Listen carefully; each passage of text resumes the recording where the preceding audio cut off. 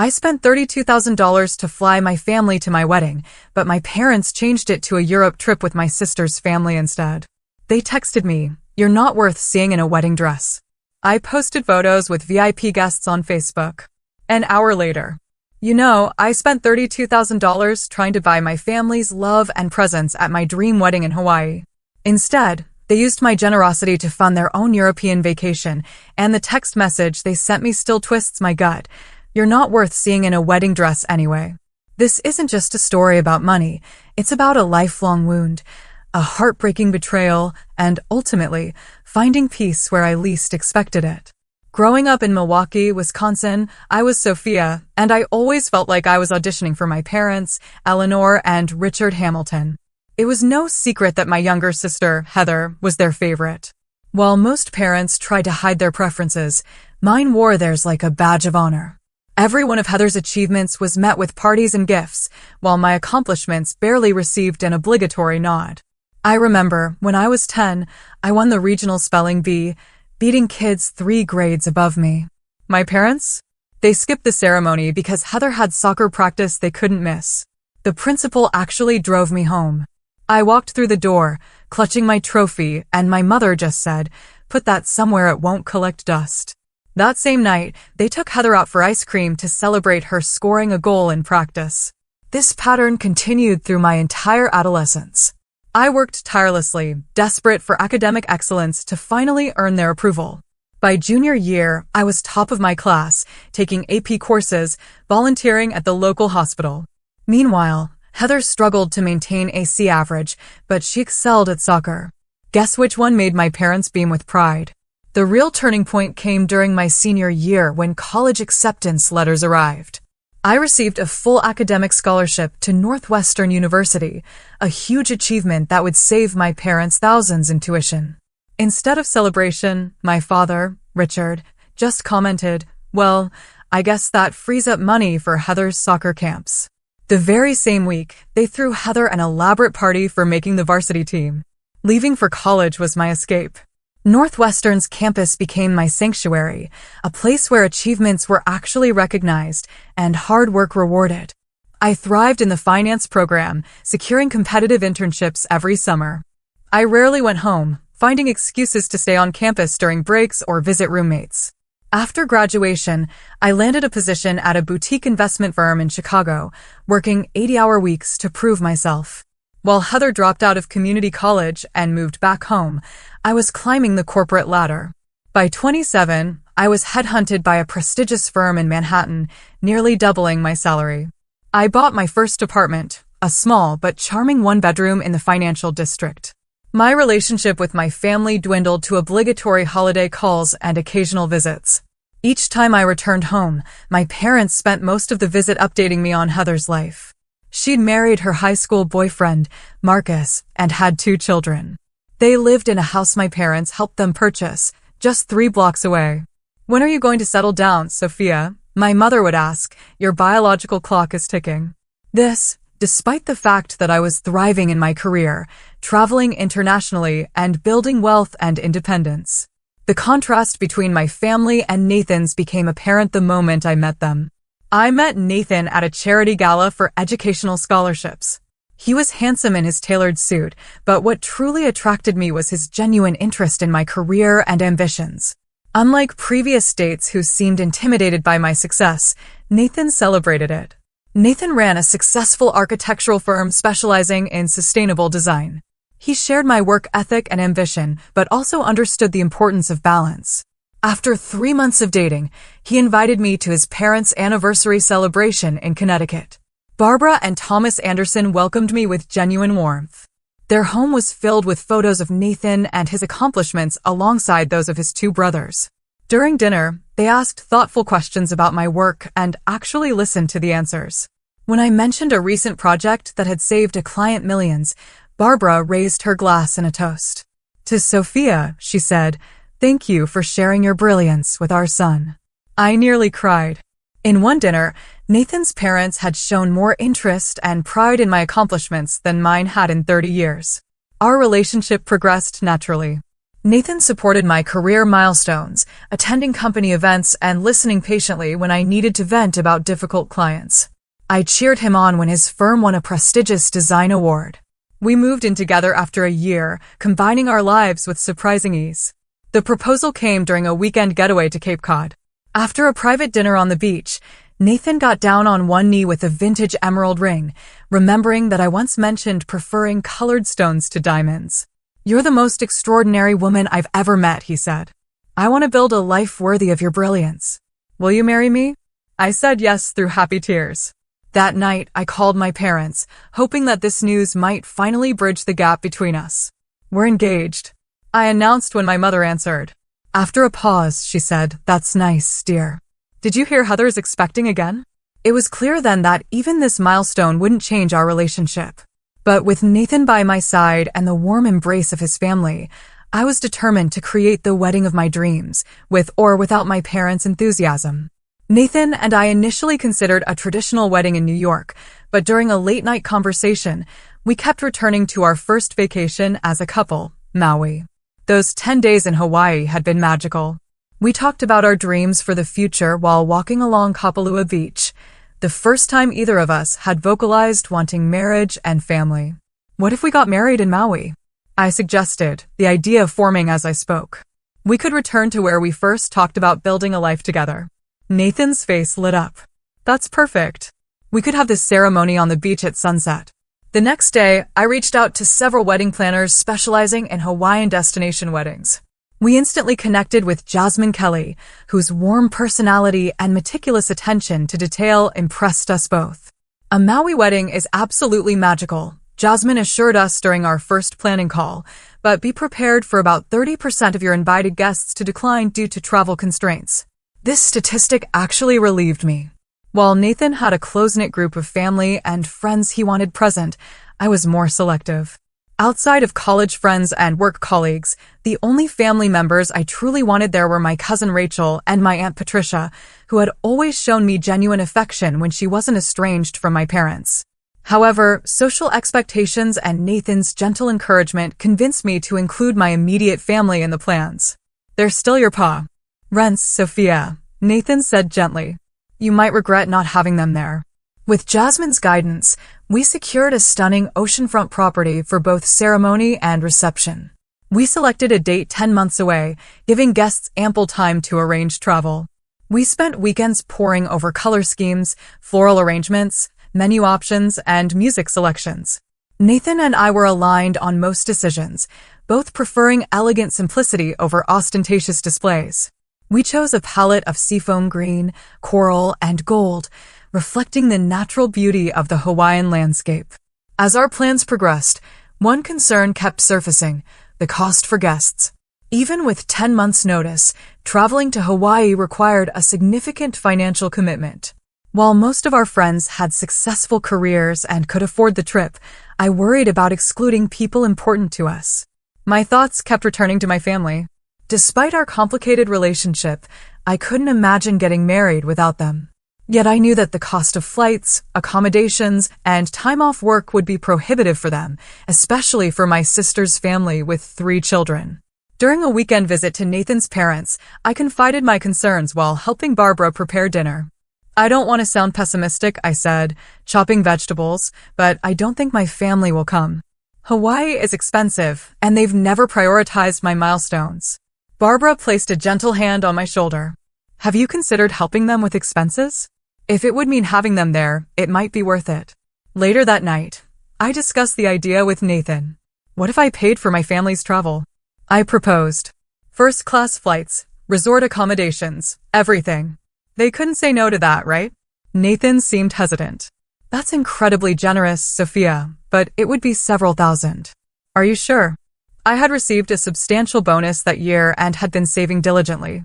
The money was earmarked for a down payment on a future home, but this felt more important.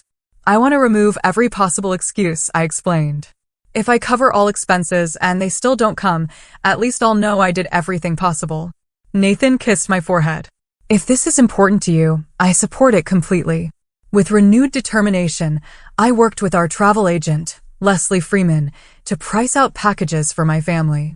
First-class flights from Milwaukee to Maui for my parents, Heather, Marcus, and their 3 children, plus 10 nights at the same luxury resort where we were staying, totaled just over $32,000. It was a staggering amount, but my financial position made it feasible.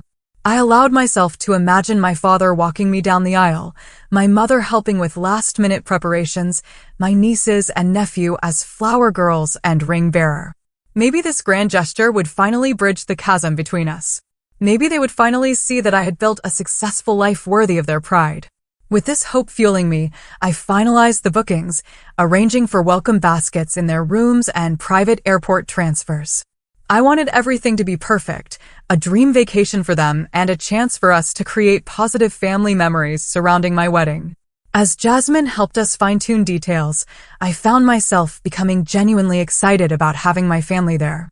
I pictured introducing them to Nathan's warm, loving family and imagined barriers falling away as they all connected. Perhaps this wedding could heal old wounds and start a new chapter in our relationship. With arrangements complete, I sent formal invitations with handwritten notes explaining that all travel expenses had been taken care of, along with detailed itineraries. All they needed to do was show up with their suitcases and enjoy a luxury Hawaiian vacation culminating in my wedding. For the first time in years, I allowed myself to hope that my wedding day would include the family I had always wanted. With everything booked and deposits paid, I decided to call my parents rather than wait for them to receive the invitations. I wanted to hear their reaction firsthand and answer any questions. My hands trembled slightly as I dialed their number one Sunday afternoon. My mother answered on the 4th ring, sounding distracted. "Hi, Mom, it's Sophia. Do you have a few minutes to talk? I have some exciting news." "Let me turn down the TV," she said. I heard my father grumbling in the background about pausing his program. "Richard, it's Sophia," my mother explained, as if that might not be sufficient reason to interrupt his viewing.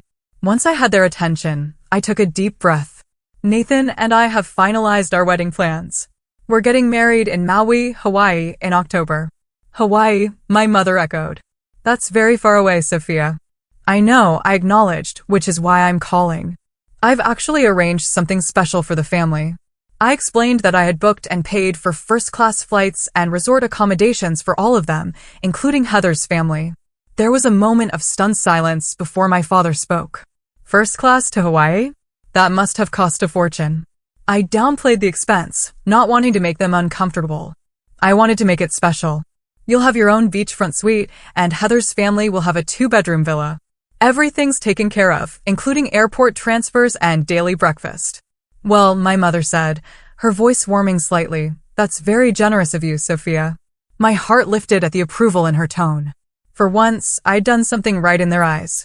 "I need to tell Heather about this," my mother continued, excitement building in her voice. "Can I call her now?" "Of course," I said, smiling. "I'll email everyone the full itineraries, but the dates are October 25th, with the wedding on the 27th. After hanging up, I felt a weight lift from my shoulders. Their initial reaction had been more positive than I dared hope.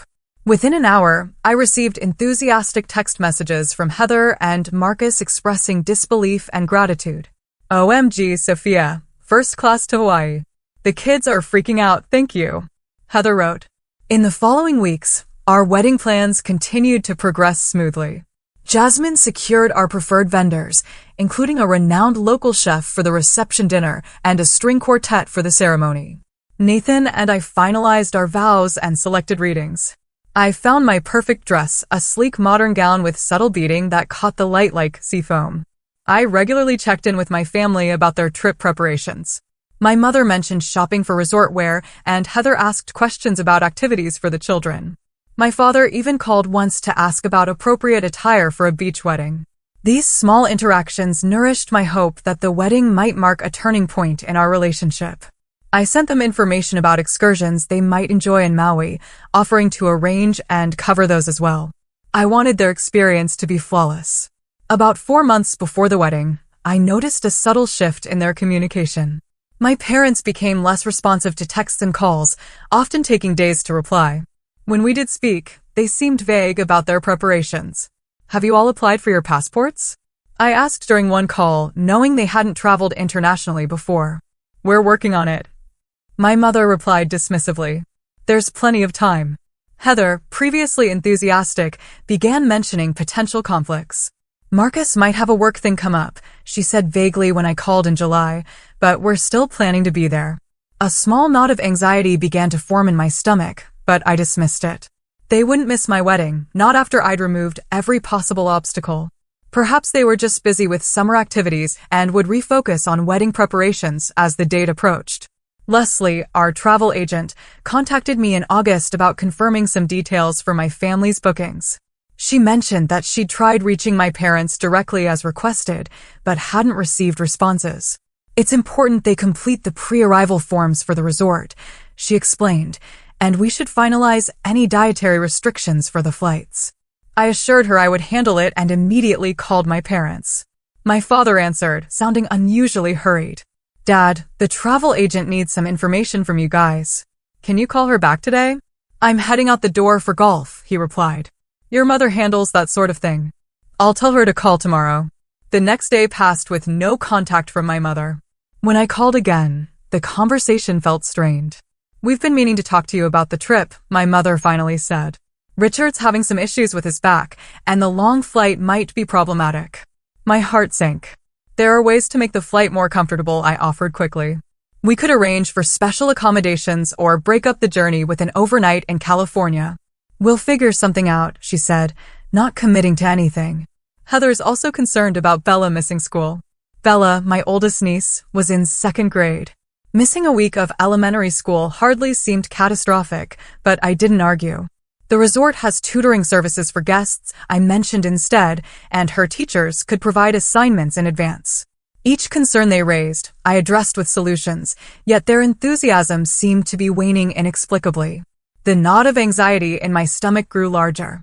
As September arrived, with the wedding just 6 weeks away, communication with my family became increasingly difficult. Calls went to voicemail. Texts received delayed, non-committal responses. Leslie expressed growing concern about the unconfirmed travel details. Sophia, she said gently during a call, we'll need to finalize these arrangements within the next week or we risk losing the reservations. That evening, I confided my worries to Nathan as we prepared dinner in our apartment. I'm starting to think they don't want to come, I admitted, blinking back tears as I chopped onions. But why wouldn't they just tell me? Nathan wrapped his arms around me from behind. Let's not jump to conclusions. They're probably just disorganized. Why don't you offer to help them complete the paperwork? I nodded, grateful for his optimistic perspective. The next day, I sent a comprehensive email detailing exactly what needed to be done and offering to handle the paperwork myself if they provided the necessary information. 3 days passed without response. My anxiety evolved into a persistent dread that followed me through my work days and disrupted my sleep. The dream of having my family at my wedding was beginning to crumble, and I couldn't understand why. With just over a month until our wedding, the silence from my family became deafening. Determined to resolve whatever issues were causing their hesitation, I decided to make a surprise visit to Milwaukee. I told my office I needed a personal day, booked a Friday morning flight, and texted my mother that I was coming to help finalize their travel plans. Her response came hours later. This weekend isn't good. Your father and I are very busy. The dismissal stung, but I was beyond accepting vague excuses. I'll only need a couple of hours of your time, I replied. It's important we get these details sorted out. I arrived at their house Friday afternoon, rental car parked in the driveway. When my mother answered the door, her surprise seemed tinged with annoyance rather than pleasure. Sophia, I told you we're busy this weekend, she said, reluctantly stepping aside to let me in. The house looked different, with suitcases visible in the hallway and travel guides scattered on the coffee table. None were for Hawaii. Are you going somewhere? I asked, picking up a guidebook for Paris. My mother snatched it from my hand. Just doing some research for a potential trip next year. My father emerged from his study, equally startled to see me. Sophia, what are you doing here? I explained about the urgent need to finalize their travel arrangements for the wedding, pulling out my laptop to show them the forms we needed to complete. About that, my father said, exchanging a glance with my mother, we've been meaning to call you. There might be a problem with the dates. A cold feeling spread through my chest. What kind of problem? The wedding is in 5 weeks.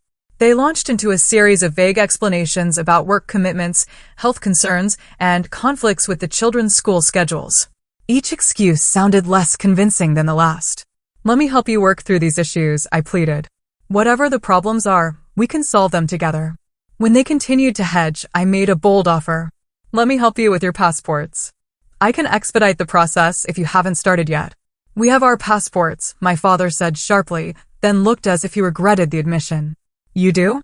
That's great, I said, confused by his reaction. When did you get them? Recently, my mother interjected, for future travel opportunities. Something wasn't adding up. If they had already obtained passports, why the reluctance to confirm the Hawaii trip? I asked if I could use their bathroom, but instead of going there, I quietly slipped into my father's study. His computer was still on, email open. Subject lines about Paris itinerary and London hotel confirmation immediately caught my eye. Before I could investigate further, my father appeared in the doorway. What are you doing in here? Looking for a pen, I lied, moving away from the computer. Dad, is there something you're not telling me about the wedding trip? His expression hardened. You should go, Sophia. We'll call you next week to discuss everything. They practically pushed me out the door, my questions unanswered and my anxiety skyrocketing. As I drove to my hotel, I called Heather, determined to get answers. Heather, what's going on with everyone? Mom and Dad are acting strange about the wedding trip. My sister sounded uncomfortable.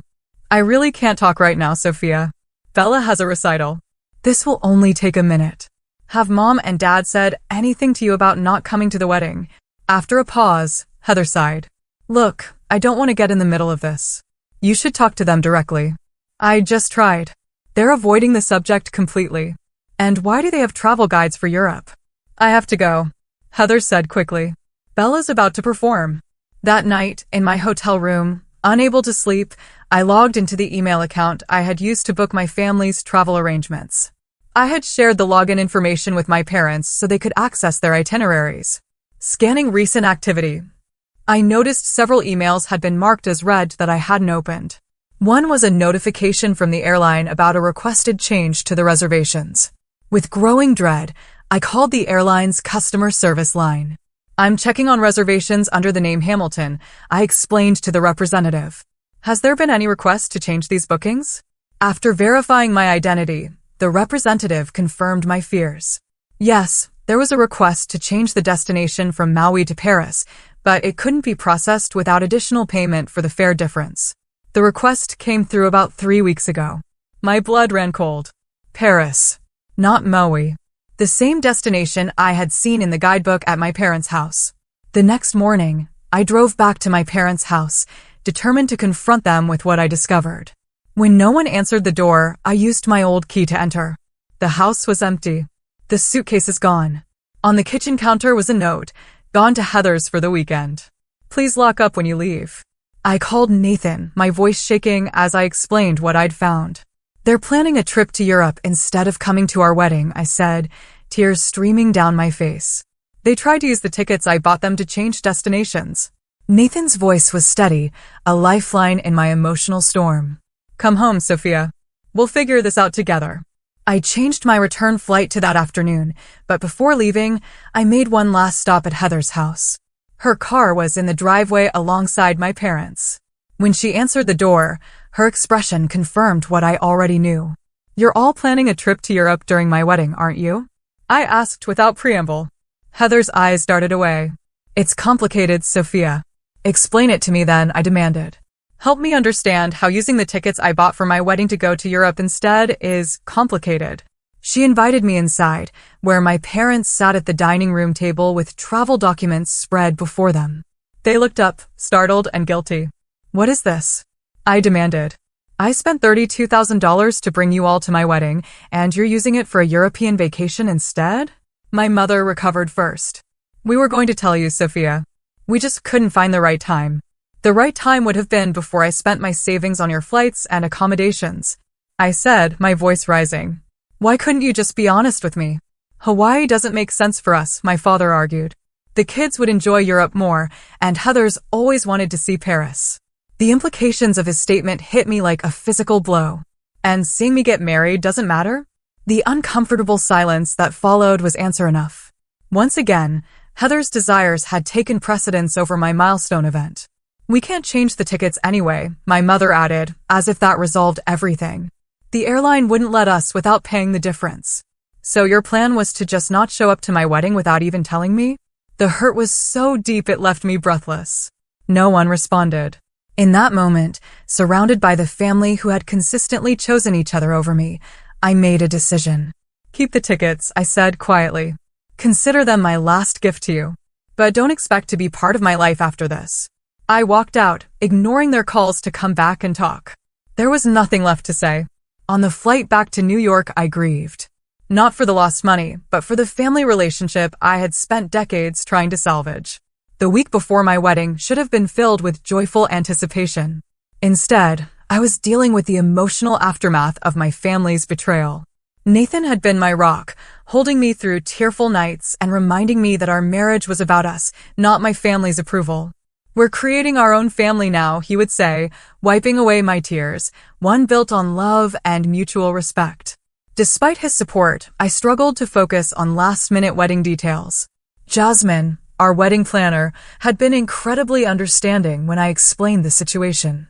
Unfortunately, family disappointments are more common with destination weddings than people realize, she said sympathetically during our final planning call, but we'll make adjustments to ensure your day is still perfect. We revised seating arrangements and adjusted our catering numbers. I tried to focus on the positive. Many of our friends and Nathan's family were still coming, nearly 50 guests who genuinely wanted to celebrate with us. 6 days before we were scheduled to fly to Maui, as I was packing my wedding dress for shipping, my phone buzzed with a text message from my mother. Just wanted to let you know we're leaving for Europe tomorrow. Heather found incredible deals on additional activities. You're not worth seeing in a wedding dress anyway. Have a nice life. I stared at the message, unable to comprehend the cruelty behind those words. My hand shook so badly I dropped the phone. Nathan found me curled on the floor beside our bed, the wedding dress half-packed beside me. When I showed him the message, his face darkened with anger. That's inexcusable, he said, pulling me into his arms. No mother should ever say that to her daughter. What's wrong with me? I sobbed against his chest. Why have they never loved me enough? Nothing is wrong with you, Nathan said firmly. Their inability to appreciate the amazing person you are reflects their limitations, not your worth. That evening, as I scrolled mindlessly through social media, trying to distract myself, a notification appeared. Heather had tagged my parents in photos. With a sense of dread, I clicked on the images. There they were, my parents and Heather's family, smiling in front of the Eiffel Tower. The caption read, "Day 1 of our European adventure. So grateful for this incredible opportunity, #blessed, #family vacation." The timestamp showed they had already left days earlier than they'd told me. They had lied even about their departure date. Seeing them beaming in Paris while I was devastated in New York brought a fresh wave of pain. Nathan found me staring at the photos, tears streaming silently down my face. Without a word, he took my phone and set it aside, then led me to our couch where he wrapped me in a blanket. "I'm calling Dr. Matthews," he said, referring to my therapist. "This warrants an emergency session." Dr. Matthews agreed to see me the next morning. In her calm office, I poured out everything, from the childhood pattern of favoritism to the current betrayal. "What your family has done is a profound rejection," she acknowledged. "But it's also an opportunity to finally free yourself from seeking approval you may never receive." "Should we cancel the wedding?" I asked the question that had been lurking in my mind. Dr. Matthews leaned forward. "Do you want to marry Nathan more than anything?" I answered without hesitation. "Yes." "Then don't let your family take that joy from you too," she said firmly. "They've already taken enough." That afternoon, Nathan and I had a heart-to-heart about proceeding with the wedding. We discussed postponing, simplifying, or even eloping. In the end, we decided to move forward as planned. "This wedding is about our love and commitment," Nathan reminded me, not about who sits in the audience. With renewed determination, I threw myself into final preparations. Jasmine helped rearrange the ceremony layout to make the smaller guest count look intentional rather than like there were missing attendees. We reallocated some of the budget to enhance other elements of the wedding, upgrading the dinner menu and adding a spectacular fireworks display. 2 days before our departure, Nathan came home with an unexpected announcement. I've invited a few additional guests, he said, looking slightly nervous. I hope that's okay. Who? I asked, surprised. Remember Julian Sanders, the musician we met at the charity gala last year? He's agreed to perform at our ceremony. And Margaret Chin from the Educational Foundation has also accepted. She's bringing her husband. Julian was a Grammy-winning pianist whose music I adored, and Margaret was a renowned philanthropist we had worked with on several charity projects. Both were people I admired greatly but considered more professional acquaintances than close friends. You invited celebrities to our wedding? I asked, astonished. Nathan shrugged. I reached out, explaining the situation, how your family had abandoned you, and asked if they might help make our day special. They both responded immediately that they'd be honored to attend. Fresh tears filled my eyes, but this time from overwhelming gratitude. You did that for me? I'd do anything to see you smile on our wedding day, he said simply. As we finished packing that evening, I received an unexpected email from my mother's sister, Aunt Patricia. She and my mother had been estranged for years due to some family dispute I never fully understood. Sophia, I heard about your wedding from a mutual friend. I know we haven't been close in recent years, but I would love to attend if that's possible. I've already booked my flight to Maui. I called her immediately, explaining the situation with my parents and sister. Rather than being surprised, Patricia sighed deeply. Your mother has always been jealous of others' happiness, she said. Even as children, she couldn't stand when attention wasn't on her. I'm not surprised she's passed that trait to Heather. Patricia's validation of my experience was healing in a way I hadn't anticipated. For the first time, I felt like someone from my family truly saw the dynamic I'd struggled with my entire life. I would be honored to have you at my wedding, I told her, meaning every word. I'll be there, she promised, and if you'd like, I'd be happy to take on any role your mother would have had. The night before our flight, I logged out of all social media accounts, determined not to torture myself with more photos of my family's European adventure. Instead, Nathan and I focused on our own journey, preparing to create memories that would form the foundation of our marriage. As we fell asleep, I realized that while the pain of my family's rejection was still raw, it no longer threatened to overshadow the joy of marrying the man I loved. Perhaps that was the first step toward healing. The morning of our wedding dawned with perfect Maui weather, clear skies and a gentle breeze rustling the palm trees outside our ocean view suite. As I sipped coffee on the balcony, watching early surfers catch waves, I felt an unexpected sense of calm. The hurt wasn't gone, but it had transformed into something quieter, a dull ache rather than the sharp pain of recent weeks. My bridal preparations were scheduled to begin at 10 a.m., with the ceremony at sunset. Nathan kissed me before heading to his separate preparation room where his brothers and father would join him.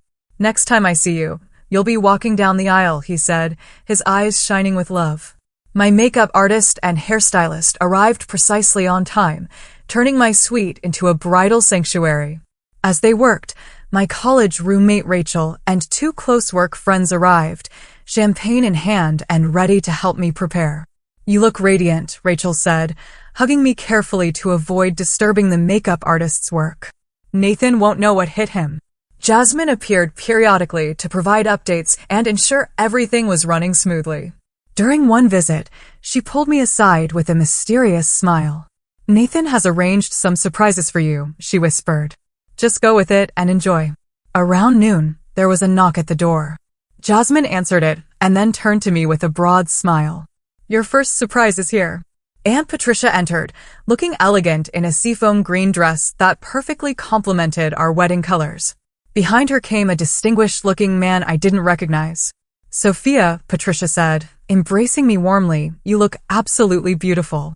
I hope you don't mind, but I've brought someone special to meet you. This is your Uncle David, my husband. I stared in shock.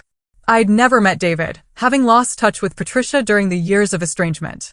We've been married for 5 years, Patricia explained.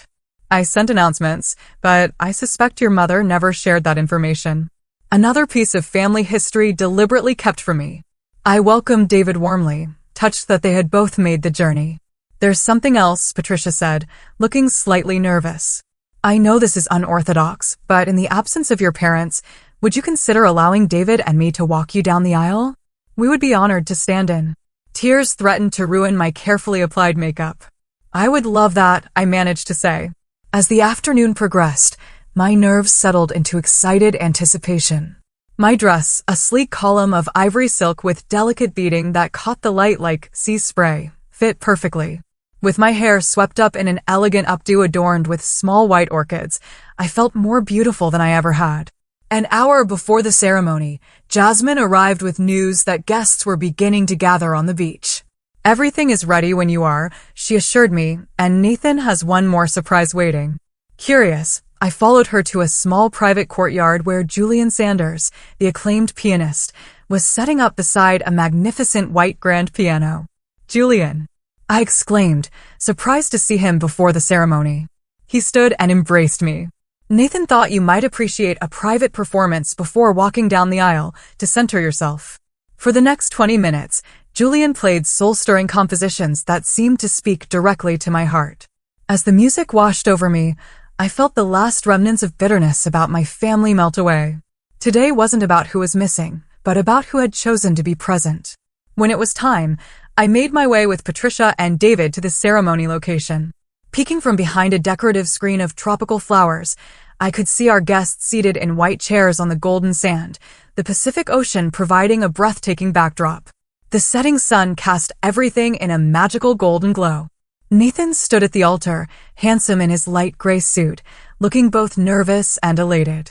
Beside him were his brothers as groomsmen, and across from them stood my bridesmaids in flowing seafoam dresses.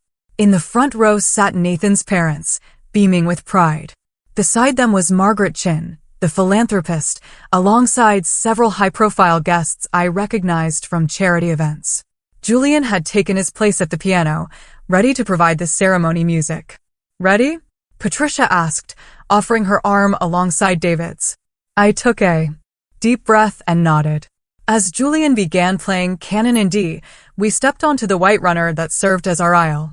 Gasps and murmurs of appreciation rippled through the guests as they turned to see me. Nathan's face, as he watched me approach, was everything I could have hoped for, his eyes filling with tears of joy.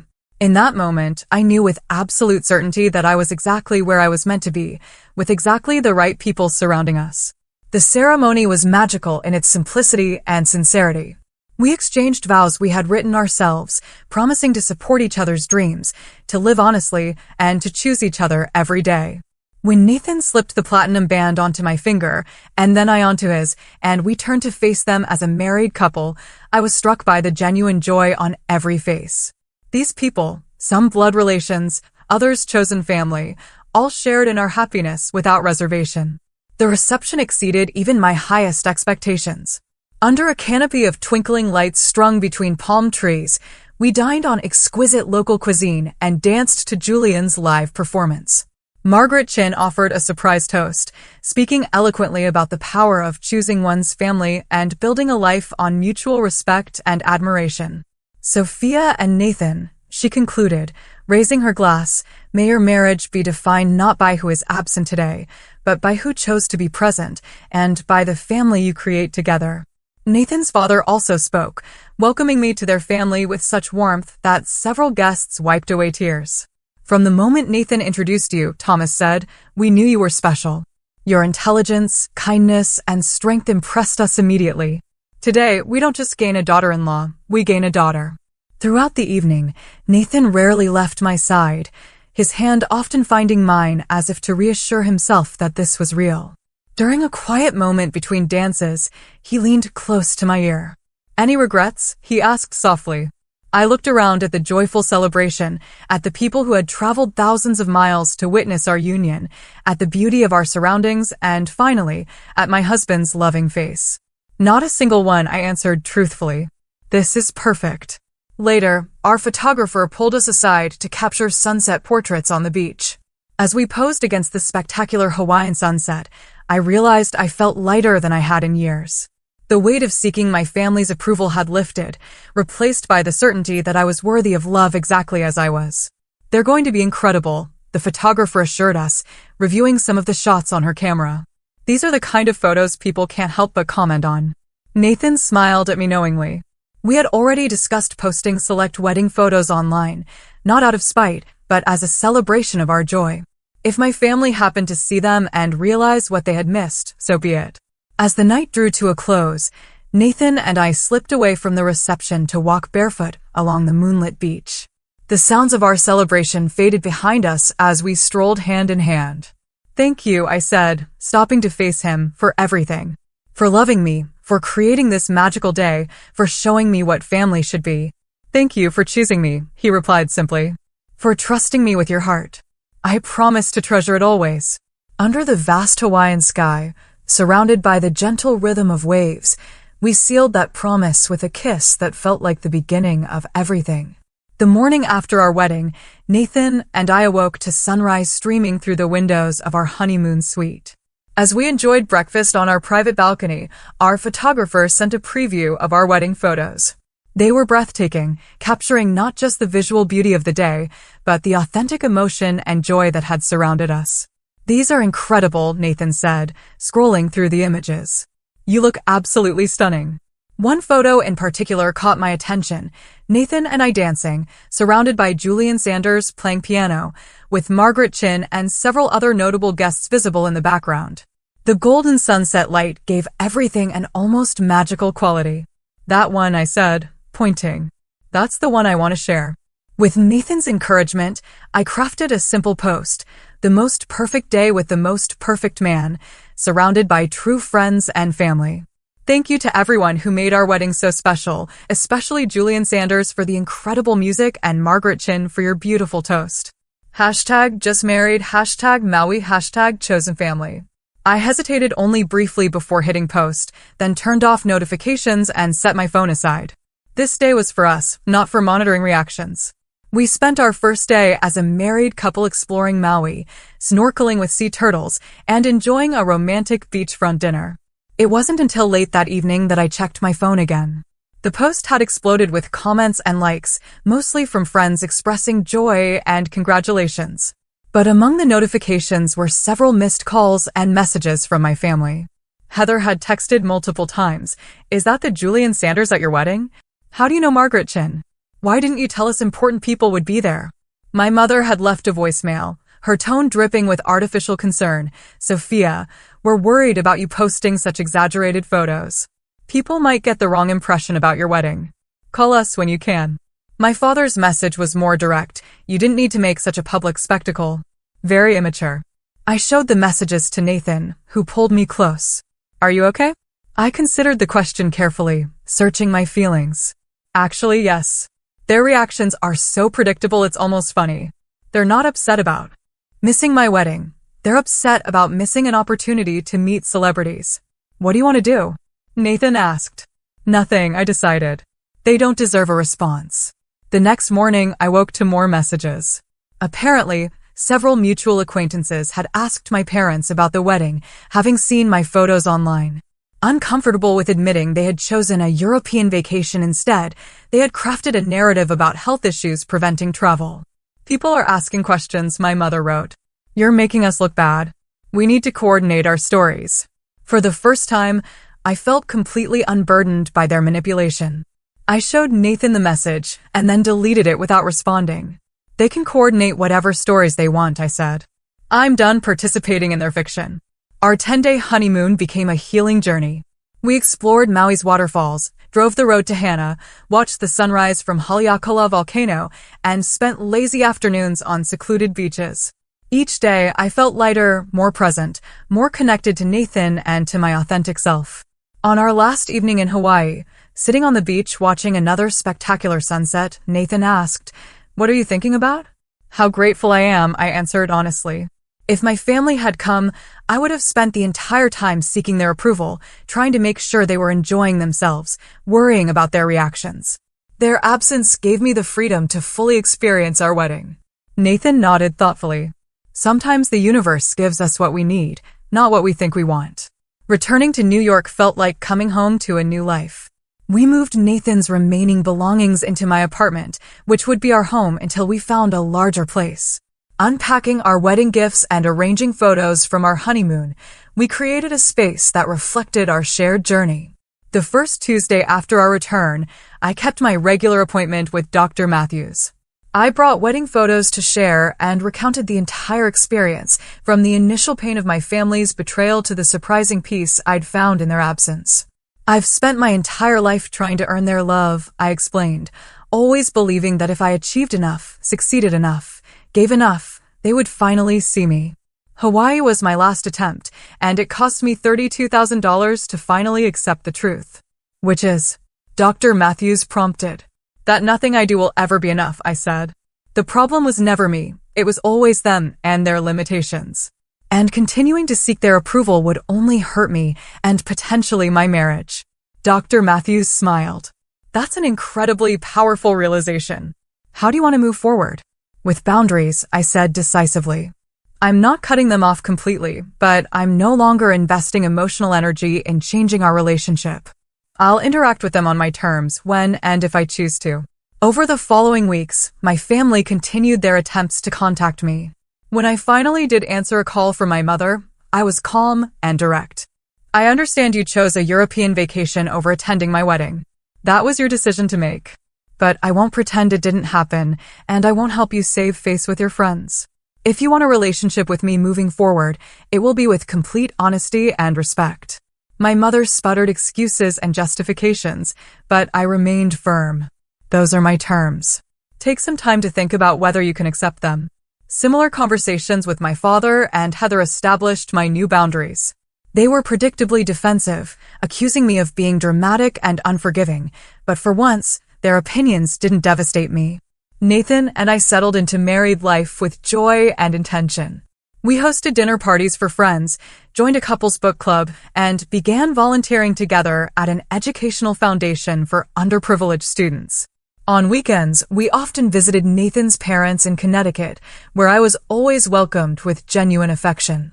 6 months after our wedding, Nathan's mother Barbara invited me for a private lunch.